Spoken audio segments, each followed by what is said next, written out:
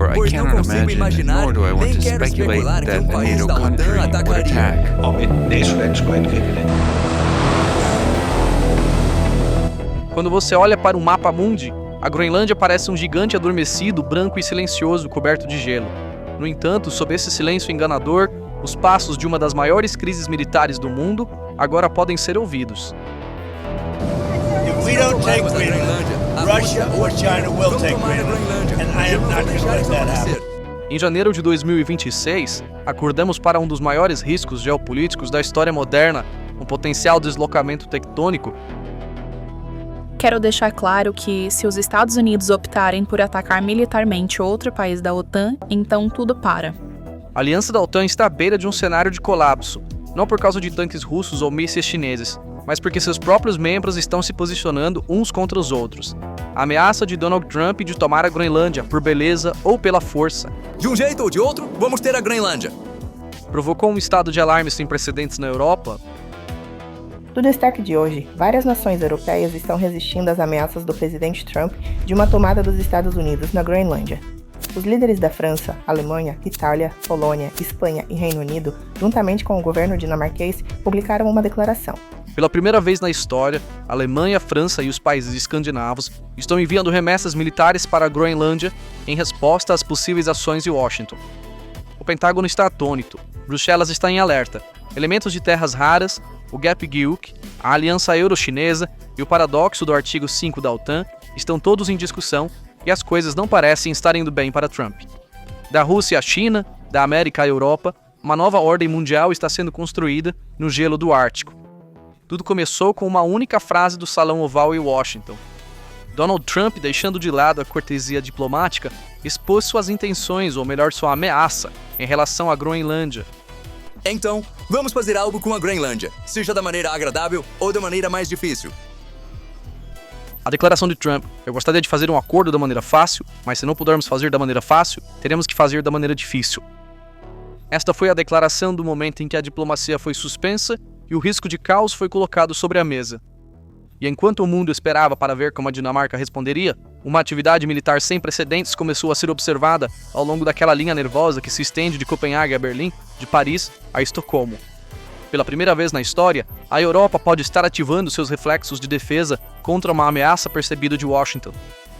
Neste momento, nas águas geladas do Atlântico Norte, equipes de reconhecimento alemãs, unidades navais francesas e forças especiais escandinavas estão se posicionando não para deter os russos, mas com a possibilidade de construir uma parede de gelo contra uma possível intervenção americana.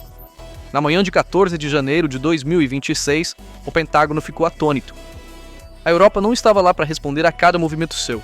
A Alemanha estava decidindo enviar tropas militares para a Groenlândia após as declarações de Trump. Isso pode ser interpretado como um dos passos militares mais radicais e assertivos tomados pela Alemanha desde a Segunda Guerra Mundial. A operação foi chamada de Determinação Gelada, e Berlim não estava sozinha. O primeiro-ministro sueco anunciou oficialmente que o pessoal das Forças Armadas suecas havia começado a se deslocar para a Groenlândia a pedido da Dinamarca. A Suécia, cuja adesão à OTAN mal foi formalizada, está consolidando sua presença no norte ao enviar não apenas seus oficiais, mas também seus veículos de combate blindados CV-90, conhecidos como mestres das condições de inverno, e sistemas de artilharia Archer para as camadas de gelo da Groenlândia. O exército alemão, a Bundeswehr, está indo muito além da visão daquela equipe especial de reconhecimento de 13 pessoas que patrulha as ruas de Nuuk, estabelecendo a infraestrutura para uma missão permanente de sentinela no Ártico, com sistemas de drones Euro capazes de permanecer no ar por mais de 18 horas e comandar um alcance de 500 quilômetros. Pouco depois, os Países Baixos e o Canadá também decidiram enviar unidades militares para a Groenlândia. As diferenças de opinião dentro da aliança estavam se transformando em uma divisão física. Isso definitivamente não é uma corrida simbólica de bandeiras. O apoio da França não demorou a chegar. Emmanuel Macron declarou que se a soberania de um país europeu fosse ameaçada, isso desencadearia uma reação em cadeia, anunciando que a França se juntaria à Alemanha e apoiaria a defesa da Groenlândia. O envio pela França de jatos Rafael com capacidade nuclear e um enorme raio de combate de 1.850 quilômetros para a região está levando os dissuasores da Europa para a estratosfera. O que realmente muda o jogo é a entrada do Reino Unido em cena. Enquanto Londres está batendo na mesa com planos de enviar navios da Marinha Real e caças para a região contra a ameaça russa e chinesa, As aeronaves de patrulha CP-50 Aurora do Canadá, com alcance de 9.000 km, estão mantendo os céus limpos. Aqui precisamos analisar tecnicamente a situação no terreno. As tropas enviadas não são forças de manutenção da paz simbólicas. O plano do Reino Unido, França e Alemanha de enviar tropas para a Groenlândia sob o nome de uma missão da OTAN é, na verdade, um dissuasor e uma clara mensagem de estamos aqui. A posição do primeiro-ministro dinamarquês, Frederiksen, e da administração da Groenlândia foi clara. O primeiro-ministro da Groenlândia, Jens Frederik Nielsen, traçou seu curso diplomático dizendo: E se tivermos que escolher entre os Estados Unidos e a Dinamarca aqui e agora, escolhemos a Dinamarca. Escolhemos o Reino da Dinamarca. Escolhemos a União Europeia. É um ponto de virada histórico que o exército alemão tenha deixado de lado sua famosa política de relutância e destacado suas forças especiais, capazes de operar a menos 40 graus, para uma região onde as tensões estão altas com seu aliado mais próximo, os Estados Unidos. Berlim entende isso muito bem. Se a Groenlândia for ignorada hoje, amanhã outros acordos podem surgir nos Bálticos ou na Europa Oriental. É por isso que eles iniciaram diplomaticamente sua linha de defesa a partir de Nuuk. A Europa está passando pelas dores de transição de uma estrutura dependente da proteção dos Estados Unidos para uma potência autônoma capaz de proteger seus próprios interesses. Se o poder militar não for suficiente, a Europa tem outra opção que poderia paralisar Washington, a bazuca da tecnologia e do comércio. Aqui vem o verdadeiro golpe que Trump não conseguiu antecipar. Vendo os Estados Unidos recuarem seu escudo protetor, a Europa poderia voltar seu olhar para o leste em direção à China, que Washington declarou seu principal inimigo. Se os Estados Unidos mirarem o território europeu, a Groenlândia, a Europa cooperará com o maior medo da América. As sementes plantadas durante a visita de Macron à China, no final de 2025, estão agora se transformando em um pacto econômico euroasiático que está deixando Washington em pânico hoje. A União Europeia está enviando a seguinte mensagem aos Estados Unidos a portas fechadas: se vocês nos ameaçarem militarmente, fecharemos nosso mercado para as empresas americanas e o abriremos para a China. Isso não é um blefe. Bruxelas está se preparando para congelar todos os acordos comerciais com os Estados Unidos e implementar regulamentos legais, modo de guerra da lei dos mercados digitais, que eliminarão gigantes tecnológicos dos Estados Unidos, como Apple, Tesla e Google, do mercado europeu. A política América Primeiro de Trump colapsará no momento em que perder o mercado europeu. Apenas América primeiro. América primeiro. A Europa está discutindo a redução das barreiras alfandegárias com a China e o estabelecimento de uma parceria estratégica direta com Pequim no comércio de elementos de terras raras. Considere isto: Trump quer que a Groenlândia impeça a China, mas sua ação entrega a Europa à China de bandeja. Isso é o que os estrategistas em Washington chamam de kill box, uma armadilha inescapável. O verdadeiro terremoto causado por este movimento militar está ocorrendo em um nível legal e filosófico. Todos conhecem o famoso artigo 5 da OTAN: um ataque a um de nós é considerado um ataque a todos nós. Mas e se em um potencial conflito as partes envolvidas forem membros da própria aliança? Este é o paradoxo mortal que poderia paralisar as operações da OTAN e arriscar incapacitar a aliança. A possibilidade de falha do sistema. Estima-se que uma profunda preocupação e confusão prevaleçam atualmente na sede da OTAN em Bruxelas. O tráfego de telefonemas no escritório do secretário-geral é provavelmente muito intenso. Trump declarou claramente: eu salvei a OTAN. Se não fosse por mim, a OTAN não existiria hoje. E a propósito, a OTAN tem que entender isso. Ah, eu sou totalmente a favor da OTAN. Eu salvei a OTAN. Se não fosse por mim, você não teria uma OTAN agora. Se o acordo da Groenlândia afetar a OTAN, que assim seja, indicando claramente que ele vê o futuro da aliança como uma moeda de troca. Os cenários discutidos nas capitais europeias continuam sérios. As palavras do general francês aposentado Michel Yakovlev mostram quão profunda a crise pode ser. Se a OTAN acabar, vamos expulsá-los de Ramstein, de Nápoles. Não terão um único navio no Mediterrâneo. Vamos expulsá-los daqui. Declarações assim são prova de quão tensas as coisas estão. Essa incerteza jurídica pode ter repercussões muito perigosas no terreno. Quem os soldados obedecerão na cadeia de comando? Há até vozes dissidentes sobre este assunto no Congresso dos Estados Unidos. Declarações enfatizam que soldados participando de força militar contra a Groenlândia, sem aprovação do Congresso, estariam cumprindo ordens ilegais, tentando ativar controles e equilíbrios internos. Participar do uso de força militar contra a Groenlândia sem autorização do Congresso estão seguindo ordens ilegais. Isso é simplesmente um fato. O que está acontecendo no Ártico agora não é uma guerra fria, mas um teste de confiança entre aliados. E o mais preocupante é que ambos os lados estão se aproximando de um ponto onde recuar poderia ser visto como um sinal de fraqueza. Por que Trump quer tanto esta ilha coberta de gelo? A resposta não está apenas no mapa, mas no segredo de trilhões de dólares que se encontra sob essas geleiras. Agora vamos virar a câmera um pouco mais fundo sob o gelo, porque por trás de toda essa retórica de segurança nacional e soberania, há uma competição muito mais concreta, muito mais estratégica, a guerra por recursos.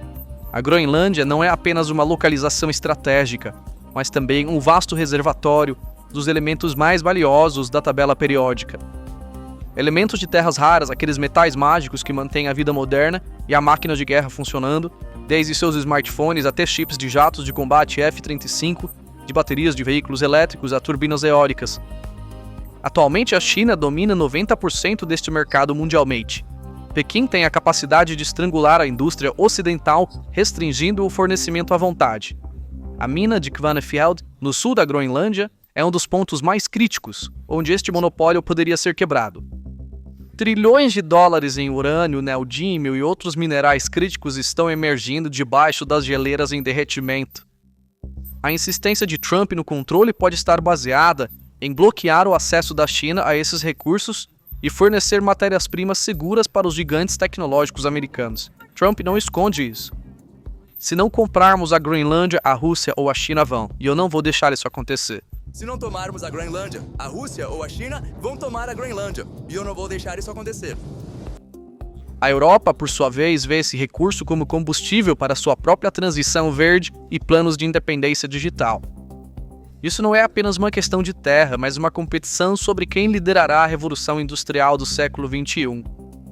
Se os Estados Unidos controlarem esta área, a indústria europeia pode se tornar mais dependente de Washington para matérias-primas. Se a Europa mantiver o controle, pode manter sua autonomia estratégica. Então, enquanto soldados montam guarda no gelo, bolsas de valores e gigantes industriais estão, na verdade, observando o desfecho deste jogo de xadrez com expectativa. Não é difícil adivinhar quem ganha a maior vantagem estratégica neste quadro complexo. O Kremlin e Pequim estão acompanhando de perto e com satisfação a tensão dentro da Aliança Ocidental. Para Vladimir Putin, esta é uma oportunidade geopolítica inesperada. Putin resume a situação de sua perspectiva da seguinte forma: os Estados Unidos têm planos sérios para a Groenlândia. Esses planos têm raízes históricas profundas. Com essas declarações, a Rússia está, na verdade, enfatizando os objetivos dos Israel, alimentando a preocupação do público europeu e tentando ampliar a divisão dentro da aliança.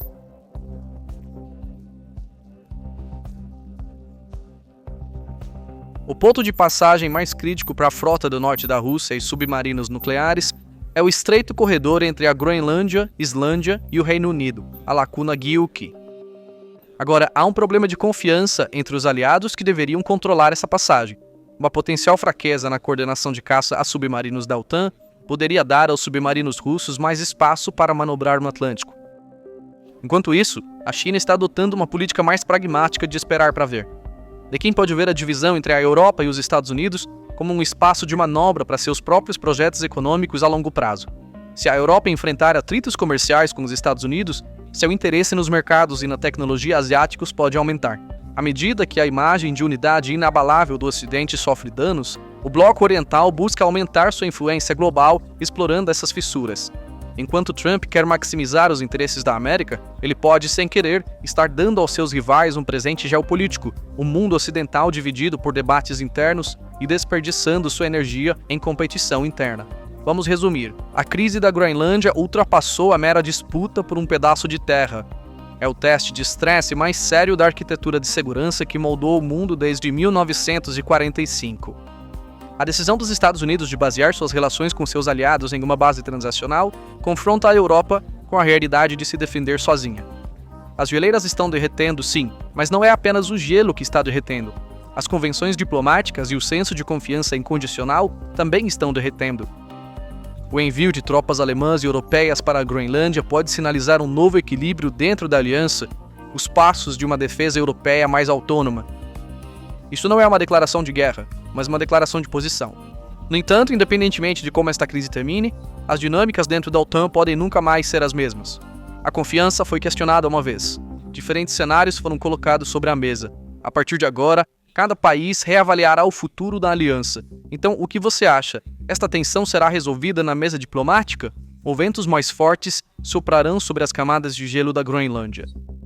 E mais importante, como devem outros membros poderosos da OTAN, como Turquia, Itália, Espanha e Polônia, posicionar-se neste processo?